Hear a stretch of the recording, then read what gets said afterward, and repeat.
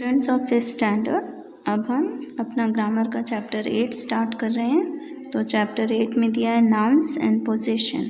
अब नाउन्स क्या है, अच्छी तरह सबको पता है। नाउन्स यानी नाम होते हैं, एंड पोजीशंस मतलब उनकी अलग अलग जगह, यानी उनको किस तरह से अलग अलग जगह पे यूज़ किया जाता है या उनकी कैसे प्लेसमेंट बनाई जाती है। Read the following sentences. The bag belonging to Shobha is on the table. अब बैग बिलोंगिंग टू शोभा यानी शोभा का जो बैग है, वो बैग जो कि शोभा का हुआ करता था टेबल पर रखा है। ये इस तरह से हुआ। अब दूसरा, I went to the house of Abhi. मैं उस घर पे गया जो घर अभी का है। तो ये इस तरह से घुमा के, थोड़ा लंबा सेंटेंस होता है। अब हम अगर उसकी पोजीशन बनाएंगे तो हम बोलेंगे Shobha's bag is on the table. यहाँ पर हम बोलेंगे I went to Abhi's house. तो ये जो अभीज़ हाउस या शोभाज बैग, ये इस तरह के जो होते हैं, मतलब ये उनकी पोजीशन बताता है कि शोभा का बैग और अभी का घर। Now read this sentences. Shobha's bag is on the table. यही सेम चीज़ हमने आपको बताई कि Shobha's bag is on the table. I went to Abhi's house. अब यहाँ पे सेंटेंस हमारा थोड़ा शॉर्ट हो गया, लेकिन मीनिंग उसका वही आ रहा है और अच्छी तरह से समझ में आ रहा है correct meaning.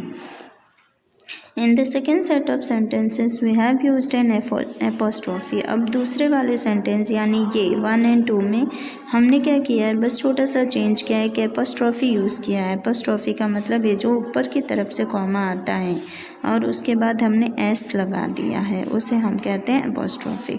To indicate position, वो apostrophe लगाने का मतलब ये होता है कि वो उसकी प्रॉपर जगह बता दे या समझा दे हमें।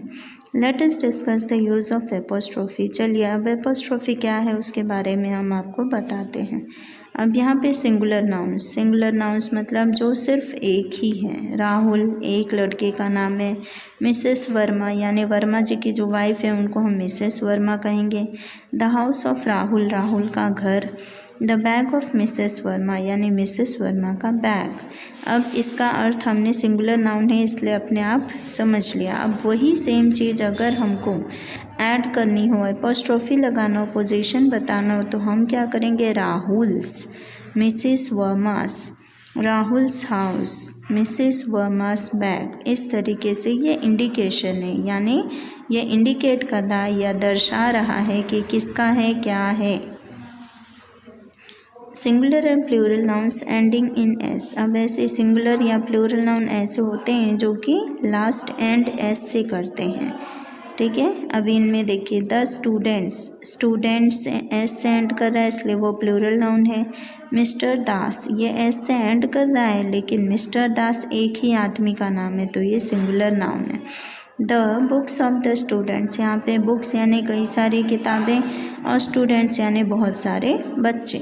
द बैग ऑफ मिस्टर दास एक ही है और उनका बैग। तो अब यहाँ पे बहुत सारे बच्चे हैं, प्लूरल द स्टूडेंट्स। अब यहाँ पे मिस्टर दास एक ही हैं इसलिए मिस्टर दास। यहाँ पे हमने क्या किया है, बाद में कॉमा लगाया है, एस के बाद कॉमा लगाया है सिर्फ। The books of the students यानी द स्टूडेंट्स बुक, यहाँ पे आप सब में देखेंगे तो एस ऑलरेडी लगा हुआ है और हमने सिर्फ एपोस्ट्रोफी लगा दिया है। जबकि पहले वाले में हमने क्या किया, उसमें हमने एपोस्ट्रोफी लगाया और बाद में एस ऐड किया है। यहाँ पर हमने एस कहीं भी ऐड नहीं किया, एस ऑलरेडी है अपने वर्ड्स में, बस हमने एपोस्ट्रोफी लगा दिया। अब for plural nouns not ending in S. अब ऐसे प्लूरल नाउन का हम कैसे चेंज करते हैं जो कि एस से एंड नहीं होते हैं। जैसे माइस एस से एंड नहीं हो रहा है तो हम क्या करेंगे, माइस के बाद एपोस्ट्रोफी लगाएंगे और एस ऐड करेंगे। द मैन, उसी तरह द मैन लिख देंगे और फिर एपोस्ट्रोफी लगा के एस लगाएंगे। The tails of the mice, यहाँ पे द माइस टेल, तो माइस लिख के एपोस्ट्रोफी एस और टेल्स।